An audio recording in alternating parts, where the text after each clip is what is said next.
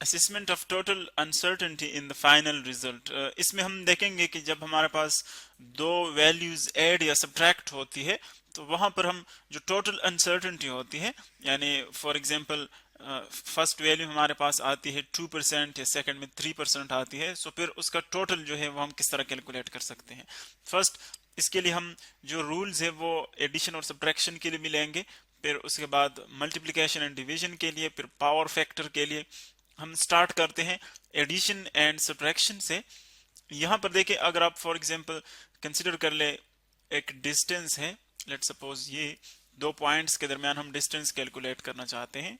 यूं हम क्या करते हैं, फर्स्ट ऑफ ऑल हम एक रेफरेंस फ्रेम ऑफ रेफरेंस लेते हैं। फ्रेम ऑफ रेफरेंस का मतलब ये है कि एक ऐसे आप कोऑर्डिनेट एक्सिस फॉर एग्जांपल यहां पर कंसीडर कर लें कि जहां से आप इन दो पॉइंट्स की मेजरमेंट करते हैं, यानी दो पोजीशन वेक्टर्स आप ड्रा करते हैं। ये आप ले लें वाई एक्सिस, ये आ गया वाई एक्सिस, ये है एक्स एक्सिस। इस पॉइंट को हम क्या कहते हैं, ये ओरिजिन हमारे पास, जहां पर दोनों जो एक्सिस है वो मिलते हैं। अब देखें फर्स्ट ये आप कंसिडर कर ले x1, पॉइंट x1, और ये है पॉइंट x2। चूंकि हम हॉरिजेंटली जा रहे हैं, हम इनको x x नाम दे सकते हैं। आप इसको कोई भी y y या z z नाम दे सकते हैं। सो फर्स्ट हम क्या करते हैं, इस पॉइंट को हम लेते हैं ओरिजिन, यानी हम मेजरमेंट स्टार्ट करते हैं ओरिजिन से। फर्स्ट हम यहां से लेकर एक पॉइंट तक डिस्टेंस कैलकुलेट करते हैं कि ये डिस्टेंस कितना है। यहां से लेकर यहां तक हमने कैलकुलेट किया। लेट सपोज ये हमारे पास आता है 10.5 10.5 सेंटीमीटर्स। इसी तरह फिर हम स्टार्ट करते हैं इस पॉइंट से लेकर इस पॉइंट तक, यानी ओरिजिन से फिर हम सेकंड पॉइंट तक जो है वो डिस्टेंस कैलकुलेट करते हैं।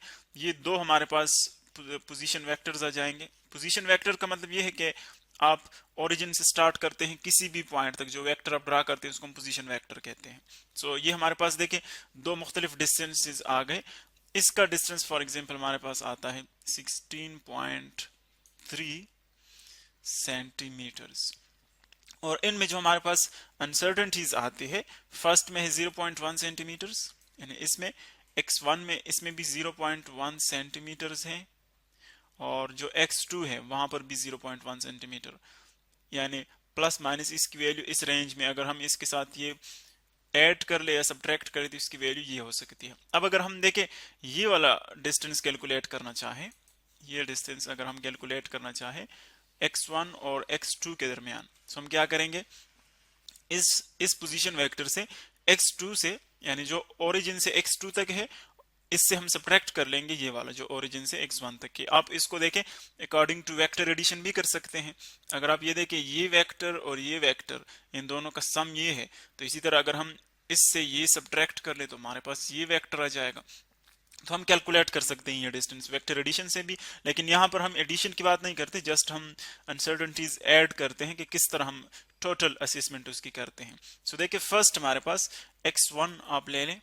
x1 अगर यहाँ पर हम इसको मैथमेटिकली यूं लिखें, x1 वो है 10.5, ये इसकी टोटल लेंथ है, लेकिन इसमें जो अनसर्टेनिटी है वो कितनी है, 0.1 सेंटीमीटर्स, प्लस माइनस इसके साथ आ जाएगा, ये अनसर्टेनिटी को शो कर रहा है। इसी तरह x2 है हमारे पास, उसकी टोटल लेंथ हमें गिवन है 16.3, और जो सॉरी ये हमने लिख लिया 16.3 प्लस ये आ जाएगा 0.1 सेंटीमीटर, यानी ये इसमें अनसर्टेनिटी है। अब देखें हम किस तरह कैलकुलेट करते हैं, इस तरह के वेक्टर एडिशन के जरिए हमने देखा। इस x2 से हम x1 कैलकुलेट करेंगे तो हमारे पास x आ जाएगा, यानी ये वाला डिस्टेंस आ जाएगा। सो हम लिख सकते हैं कि x जो है एक्चुअली वो किसके इक्वल है, x2 माइनस x1, ये आ जाएगा। अब अगर आप इनमें वैल्यूज पुट कर लें तो ये आ जाएगा 16.3 प्लस माइनस उसके साथ आ जाएंगे माइनस, ये आ जाएगा 10.5।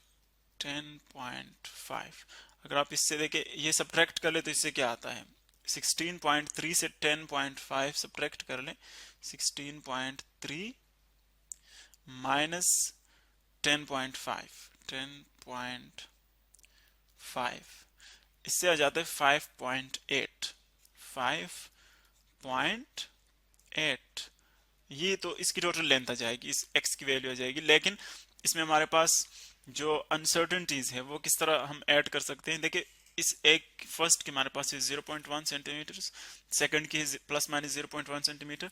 तो इस लेंथ में टोटल अनसर्टेनिटी कितनी होगी, इन दोनों के सम के इक्वल होगी, यानी प्लस माइनस इन दोनों को ऐड कर ले 0.1 प्लस 0.1, ये आ जाएगा 0.2 प्लस माइनस 0.2 सेंटीमीटर। तो आप देख रहे हैं कि अगर इंडिविजुअल वैल्यूज में अनसर्टेनिटीज गिवन हो तो एडिशन और सब्ट्रैक्शन से हम क्या करते हैं, उनकी जो अनसर्टेनिटीज है इंडिविजुअल वो हम ऐड कर लेते हैं। इसी तरह नेक्स्ट अगर हम डिवीजन फॉर्म में देखें, ये तो एडिशन और सब्ट्रैक्शन के लिए आ गया। अगर हम देखें डिवीजन फॉर्म में, सपोज डिवीजन और मल्टीप्लिकेशन, डिवीजन एंड मल्टीप्लिकेशन, इनमें हम किस तरह जो टोटल अनसर्टेनिटीज है वो हम किस तरह कैलकुलेट कर सकते हैं। सो फर्स्ट देखें, हम एक जनरल इक्वेशन यहां पर शो करना चाहते हैं। एक जनरल इक्वेशन है y इज इक्वल टू, या z is equal to x y, z is equal to x y. अब देखिए हमारे पास तीन डिफरेंट वैल्यूज हैं। आप जो है फर्स्ट फॉर एग्जांपल इस y की वैल्यू लेके, लेट्स सपोज y हमारे पास है, y की वैल्यू लेके इसको आप इलेक्ट्रिक करंट या पोटेंशियल डिफरेंस या कोई भी क्वांटिटी इसको आप ले सकते हैं। y की वैल्यू फॉर एग्जांपल हमारे पास है 5.2 प्लस माइनस 0.1, ये इसमें अनसर्टेनिटी है, प्लस माइनस 0.1।